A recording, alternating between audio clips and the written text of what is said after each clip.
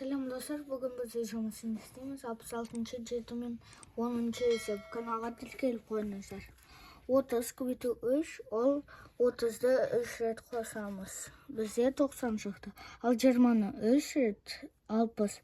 60-ды 3-ке бөлгенде 20. Ал 60-ды 2-ні бөлгенде 30, өйткені ортасынан бөлгенде 30. 888-ге 8-ді қосқанда 896. Ал 450-ге 90-ды қосқанда 540. 245-ке 60-ды қосқанда 305. 1000-нан 450-ді азайтқанда 550. 666-ға 6-ны қоссақ 672. 7-ге 343-ті қоссақ 350. Ал 160-тан 80-ді алсақ 80. 550 қосу 200,